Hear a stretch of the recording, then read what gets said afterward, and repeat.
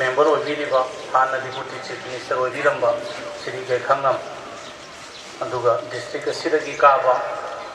senior congress leader Sri Govindas Konthojam aduga tonganba mafam kayadagi lengbiriba senior leader mayam amasung aigi marup Prithviraj Uncle Joy Dr. Rigo Albi Uncle Mangi aduga dai jelengsin biriba maru oina ulmai kerang pai punamak mang dilengsin biriba ahlaman ai minute mari manga dagi hena matam lojar roige ai ne hek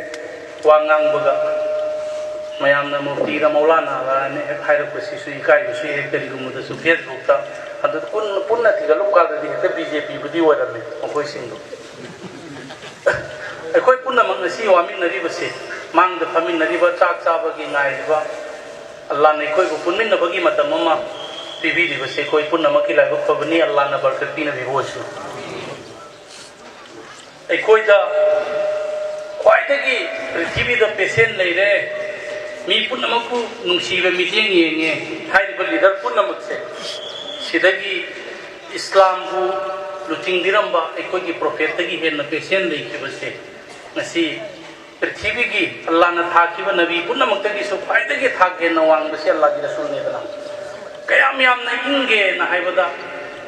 Allah ki Rasul sina nong ulma sing na tapi bai matungi na man sum thogak pada hanubi amana adum phatta hauthi sum lang silli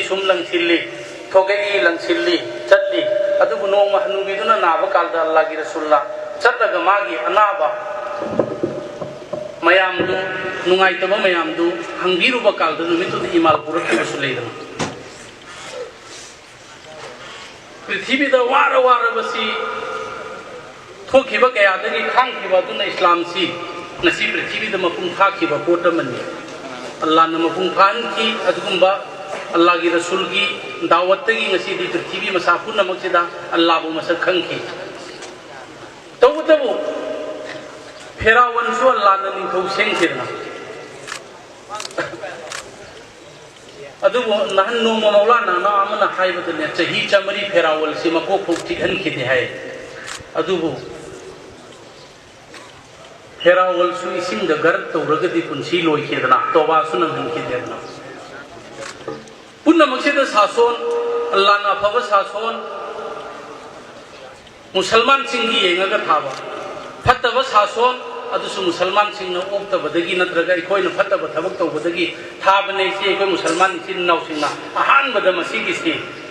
आमन तौबम चुमरा मसी ने नुरमाय carrom सिंगी ममांग the हंनि से अदुदि नरेंद्र मोदी से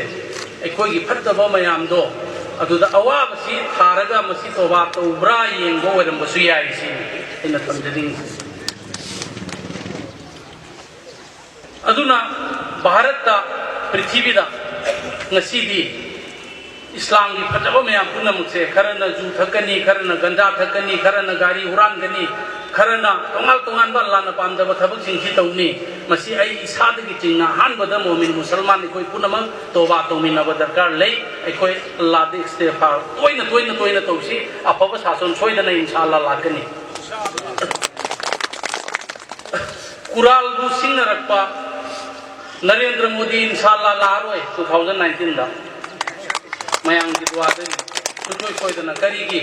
अल्लाह ना कुरान ने पाक कु सिंगना रहिबा दुम missing दो कैसु नुंगाई ना थमोयदा मासु कुइनी प्राइम मिनिस्टर हे कोई बतुवा मतुंग द नरेंद्र मोदी ना सकदब फिम मयाम दुसु अल्लाह ने कोई मांग दो हनबेबोयसु अदु मुसलमान सिन नाउ सिंग दे कोई ना हाइनिंग बसे आईगी नुपीबु नखोई ना लौरिबा नुपीदुबु पृथ्वी राज ना तलाक पीबा नुपा अमा नुपी अमा अइना लौरिबा नुपीदुबु अतोप नुपांग लैबदा खाइनबा कालदा नुपा दु जेल दा थंगने ना हाइबदा भोट पीरिबा मुसलमान इसिन नाउ बीजेपी कांगू सिंह सरियत ना जाय साइरदी अखोइसु नखोइ द यावजगे मणिपुर मुसलमान भारत की मुसलमान पृथ्वी की मुसलमान पुनमकी ममांगदा डिबेट नोंग खक्त तौनसी मतम पिपिनो उपांगन की बीजेपी सिंह दुई वानिको अतोपे दि खंगदे इमान पुरतब सिंह ददी दावत तौबदी याय मसला हाइबदी यादेदरा अदुना अईगी नुपीबु अराप्तीदगी मोइरांगदगी नत्रगा uncle Ibobi uncle deputy minister के खांग अंकल जोइना निका तलाक की मतंग रोई वारेप लौरनी है कुरान हदीस सत्तबग चप मानद्रो कुरान हदीस को चक्र सुयारे कांगू की कांगू अल्लाह की ममांग खबर कहीं खुंगद गेसी खतनी चुमने कोई थमजनी अतोप भारत नरेंद्र मोदी अमित शाह की मपा मपुदी भारत की दमक इकट्ठिदे बीजेपी असेंब RSS ना भारत की दमक निंग तमनब होटनबद सरुक याउखिदे मुसलमान इचिनाउ सिंगी बाई तुसिंगो अदुदी भारत की लेमाइदगी ब्रिटिश तांथोकपद याउबनी हाइबसे अदुदी बीजेपी दगी मुसलमान सिंग हेन भारत मरु ओइसि अदुना अखोय नियम चुमना भारत की दमक लेबाक की दमक अखोय न थबक तोबदे बीजेपी की ममांगदी काई निंगाई नते हाइबो मियोय खुदिमा लागी बंदाने अदुगुम्बा मियोय सिंसिगी मरक्त कंगरुप नायरगा सिटीजन अमेंडमेंट बिल भारत लेरिबा मी करोड़ कुनमाथुई सिबु नरेंद्र मोदी अमसुंग अमित शाह न तांथोको मतिकलो मखोई ओइन पाकिस्तान चटकेरा बांग्लादेश चटकेरा चटको भारत लेरिबा मुसलमान सिंह भारत सीनी भारत हिंगनी भारत की दम खवाई थादो कनी है अमित शाह गुमन नातन तौरगा मा गुमन भारत लेरिबा अल्लाह खंगतना मियोय बाबू सिहनबा ngamde अल्लाह खंगतना मियोय बाबू लोचिननबा ngamde जमीन नमसुंग आसमान दु सेंबिरिबा मपु अदुगुम्बा लादु थाजरगै कोई थबक तोमिनसी अमित शाह गुम्बा कथुट माना कुरान की मतंग करी खंगदोरिबा मियोय बगी मतंग मान करी खंगदोरिबा असेंग मान भोब मसक खंगद्रिबा अदुगुम्बा मी सिंदुगी ममांग द हाइनिंग हाइदसनु बीजेपी 2019 दने यूपी दे सुम तुरको बसिने इंडिया द तोरा तुरगा कांग्रेस की शासन अमसुंग बीजेपी न तब शासन मामक हन लाकनी हाइबसे इंशाअल्लाह सुथोय सोयदन लानी मणिपुर से पुंग कुनमरी चलो एक लाखदब मतम दु इंशाअल्लाह हेउदे कोई दसो म गुना ओइदोरि बने बको अल्लाह ने कोई पुनमक फोन मिनरगा मुसलमान हानदी ए अंकल एक्सिस मिनिस्टर सि लैबगी हाइब नतेको पुलिस हाइदोई IRB हाइदोई हाइब कालदा संगाई फुंदै पांगन के यावी थौबाल मोइजिंदै के यावी कोक्तादै सुइताव पृथ्वीराज यावबनि न कया यावी एनु मसिंग थिरमबदो येंगबा कालदा हंगत अंथा येंगबा कालदा मसिंग सुरिब्रो जे ममांग की पुलिस हाइदोकपगी IRB ngarang ननेमार हाइदोकपगी जेल की थबक हाइदोकपगी सिगिसे अखोय पुनमकना कोक्ता यावगेरा थौबाल मोइजिंग यावगेरा संगाईफम यावगेरा लिलोंग यावगेरा खेत्रीगाव यावगेरा अखोय की दमक नुसीबा सिकुलर ओइबा दुंबा पार्टी अमा मांगख्रे न हारगा अमक हंजिन हनबिरोयना मयाम पुनमक दुआ दरकार इंशाअल्लाह बीजेपी ना अफब थब खर तौदी मणिपुर दा आई मिनट मंगा हाइबु हेन गिदौरे हाबगा हाइरुको बर्मा दगी लम खरा बॉर्डर बाउंड्री की मतंग मणिपुर पुनमक की इशू ओइरे अदुदा बर्मा ना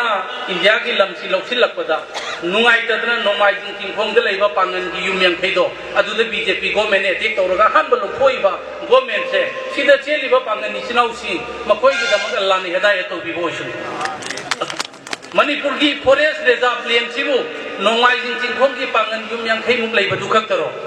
कांगपोपी ददी लेत्रा चांदेल ददी फॉरेस्ट रिजर्व लैंड लेत्रा थौबाल डिस्ट्रिक्ट ददी लेत्रा इम्फाल इसकी श्याम कुमार की केंद्र ददी लेत्रा एक होजे चीफ मिनिस्टर ओइरिबा बिरेन की ददी reserve jail लेत्रा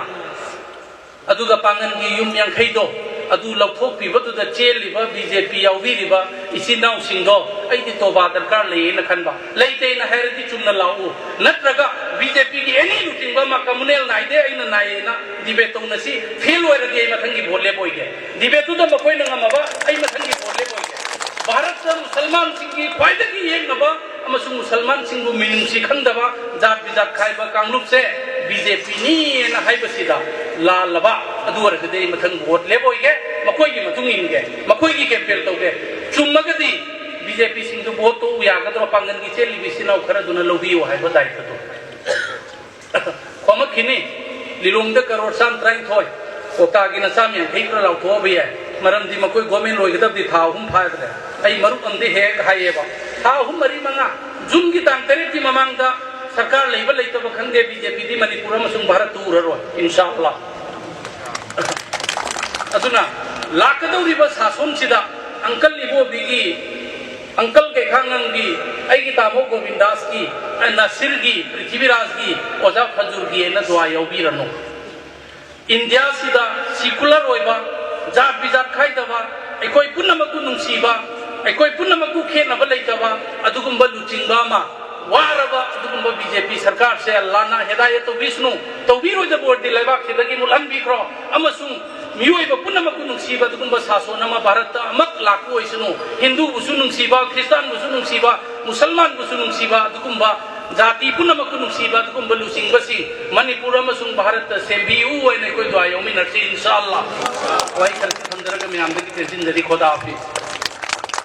Secretary Alhaj Abdul Nasir Honorable MLA Lilongge Sibu Sigi Thauram Masida Wafam